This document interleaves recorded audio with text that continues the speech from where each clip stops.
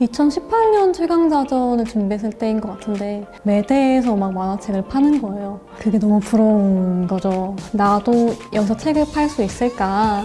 그 생각을 하니까 너무 설레서 그러면 나는 책을 내는 걸 목표로 해야겠다.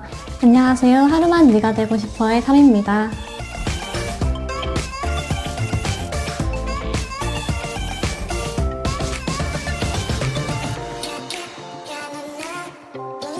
오늘 제 하루를 보여드리려고 하는데요. 오전에는 작업실과 작업 방식을 보여드리고 오후에는 이번 출간을 앞두고 있어서 편집자님을 만나러 갈 예정입니다.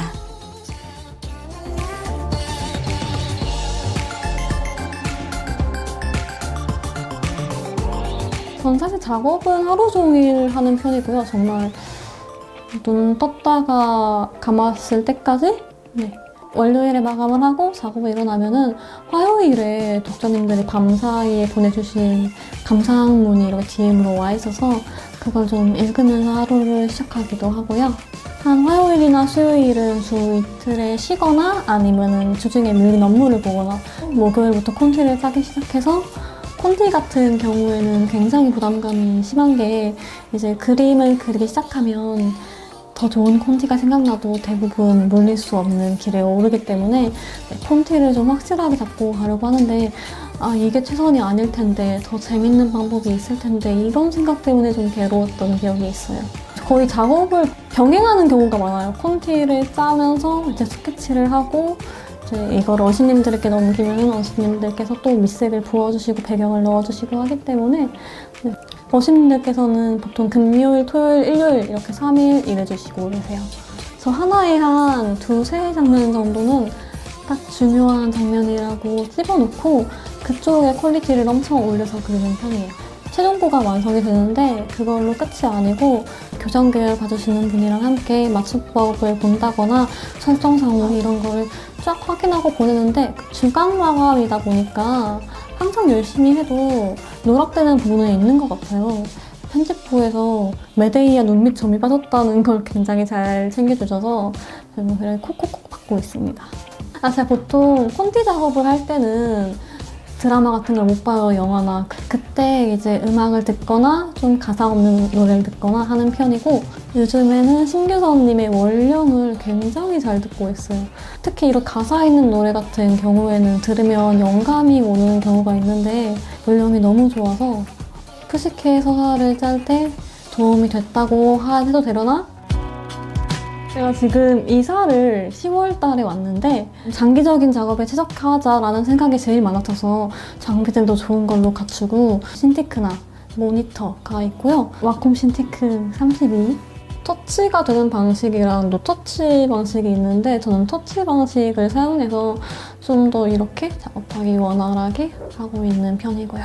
보통 작가님들이 2개쯤 쓰신다고 제가 알고 있는데 여기 신티크로 본 작업을 하고 또 이쪽으로는 자료 화면을 보고 이쪽으로 영화를 틀어놔요. 제가 항상 작업하면서 영화를 많이 봐서 클립 스튜디오 저도 사용하고 있고 이번에 웹툰에 최적화된 업데이트를 해가지고 편하게 사용하고 있습니다.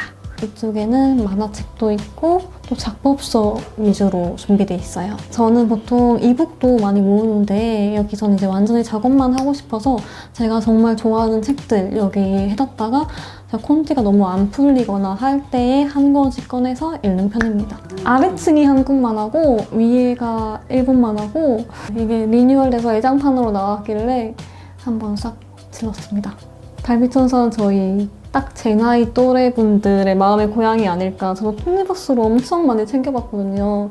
그 오른쪽에는 이제 대학일기 작가님께서 선물해주신 책이랑 미나님께서 선물해주신 책, 그리고 문학동네 세트. 한해대 좋아하시는 분들은 카사네도 되게 좋아하실 거예요. 여성 주인공이 탑으로 나오는 이야기이고 되게 깊은 욕망에 대해서 다뤘기 때문에 좀 자극적인 요소에 대해 불호가 없으신 분이면 좀 읽으면서 여러 가지를 깨달을 만한 책이 아닌가. 그리고 이런 작법서 같은 경우에는 지망생분들께 추천해드릴 책 하면은 세계만화학원, 그리고 만화의 창작, 만화 만드는 법, 인간의 마음을 사로잡는 20가지 플롯, 딱 이 정도가 베이직한 참고서 같아요. 사실 한해대가 중세라고 해도 판타지 쪽에 좀 더 중심을 싣다 보니까 고등을 막 엄청나게 지킨다라기보다는 기본을 알고 응용을 하는 느낌? 기부를 하는 게 제가 데뷔하고 나서 꼭 해야겠다라고 생각한 것 중에 하나였는데 이번에 코로나 기부로 희망브릿지 성금을 내니까 연락이 오더라고요. 감사패를 주시겠다고. 아진에는 작년에 1,000만 원 기부를 했고 올해도 1,000만 원 기부를 한 번 더 했고요. 칠판이 이게 저 유미의 세포들 작가님께서 사용하시는 걸 보고 하게 된 건데 투명보드예요. 그래서 제가 좀 적으면서 푸는 경우가 굉장히 많아서 일단 칠판에 한번 한 5화 정도의 이야기를 싹 정리하고 그 다음에 글콘티를 들어가는 편이에요. 하원 밀러가 좀 오래 앉을 수 있는 의자로 지인 작가님께 추천을 받아서 이걸 구입을 했어요. 그리고 이 조명이 제가 방에 한 4개가 있는데 보통 작업할 때는 전부 끄고 저기 스탠드 하나만 켜거든요. 또 작업 방식 때문에 조명을 굉장히 신경을 썼어요. 독자님들께서 한 해대를 보고 웹툰을 그리기 시작했다. 제 꿈이 웹툰 작가가 됐다라는 말씀들을 굉장히 많이 하세요. 저도 그랬거든요. 미치 작가님의 340일간의 유예를 굉장히 인상 깊게 읽었어요. 완결이 났을 때 작가님께서 후기를 올리셨는데 그 과정들이 너무 생동감 있고 재밌어 보이는 거예요. 마치 제가 그 340일간의 유예라는 작품을 만든 것처럼 너무 재밌고 매력이 있어서 나도 이런 웹툰을 그리고 싶다라고 생각한 것 같습니다. 제가 아마 대중분들께 처음으로 작품을 선보인 건 2018년도에 청이록이라는 작품이었는데요. 이제 만화라는 거는 내가 재밌으면 된다고 생각을 했어요.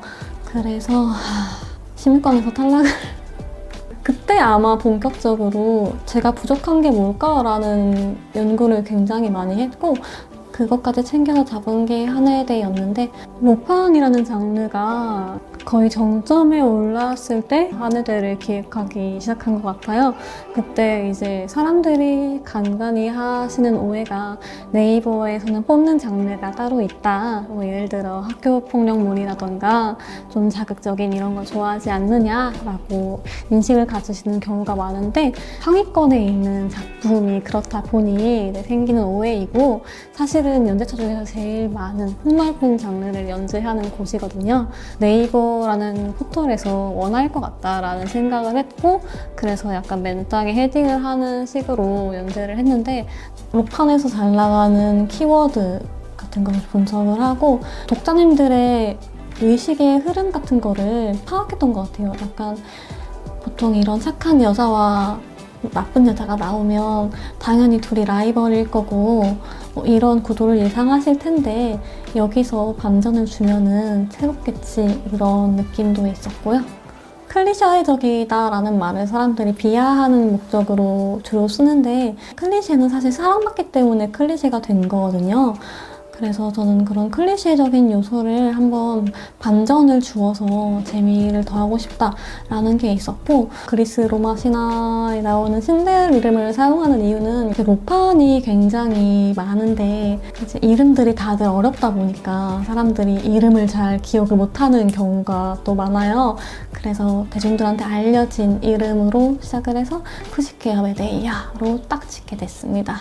15화쯤에 반응이 좀 더 폭발적으로 좋았던 화가 있었죠. 그 이후에 이제 이 독자분들을 이끌어가야 한다는 부담감 때문에 여기서 좀 많이 힘들었던 것 같아요. 다른 프로 작가님께 만나서 상담도 했고 제가 20화 이후를 그리는 게 좀 어렵다라고 말씀을 했더니 원래 신인 작가분들이 제일 딜레마를 겪는 화 수가 그 정도다 라는 조언을 또 해주셔서 글콘티도 3번, 4번 갈아엎고 연습장 4장에 빽빽히 쓰고 독자님들도 솔직하게 반응을 해주셨던 것 같아요. 그때가 약간 지표가 안 좋았고 요즘은 다시 잘 되고 있습니다. 과분하게 사랑을 많이 주신 덕분에 정말 출간제가 빨리 왔어요. 네이버 웹툰팀에서 도움을 많이 주셔가지고 이제 출판사는 이런 곳에서 제의가 왔다. 어떤 출판사는 이게 장점이다. 이런 말씀을 해주셔서 그거 듣고 문학동네가 제일 괜찮겠다 싶었고요. 또 문학동네 사이트에서 파는 책 라인업 봤을 때도 연락해줬는지 알겠다 싶은 마음도 있었고 좋은 책을 만들어주실 것 같아서 선택을 했습니다.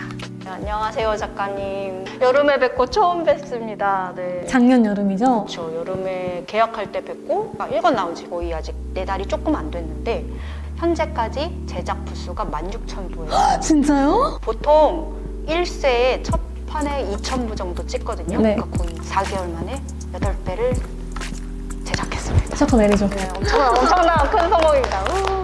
전 아직도 꿈 같아요. 있구나. 그만큼 이제 이권에 대한 부담도 있고요. 잘해야 할 텐데 싶기도 하고. 작가님 인스타 보면은 되게 외국어로 이렇게 많이 맞아요, 얘기하죠. 맞아요. 저 처음에 그게 보고 너무 생소한 거예요. 네. 어떠세요? 그 반응이 한국 독자들하고 좀 달라요? 그런 분들은? 저 아직도 와요. 해외에 영어 버전 좀 내달라고 직구 같은 거 하시기도 하고. 어느 나라 분이 많으세요? 북미랑 태국이랑 인도네시아 이렇게 아예 웹툰 베스트 댓글에 써있기도 했어요. 이게 작가의 계정이다. 이쪽으로 와서 연락해라 막 이런 식으로. 저희가 특별판에 되게 여러 가지 그 아이템을 많이 만들어 봤잖아요. 감사하게도 대부분 다 반응이 좋았어요. 제일 반응이 좋았던 게 아무래도 이거 특별판 별책 프로 작가가 본인의 만화를 본인의 도인지를 그렸다라고 해가지고 이제 웹툰 연재랑은 다른 거의 출판 형식으로 됐었는데 어떻게 보면 작가님한테는 새로운 시도? 작업 중에 하지 않는 일을 하신 거잖아요. 이런 작업 해보셨을 때 어땠는지 기분이? 저도 출판 만화에 대해서 공부를 했고 그리고 일은 또 웹툰으로 하고 있는데 출판 만화는 또 출판 만화만의 재미가 그쵸?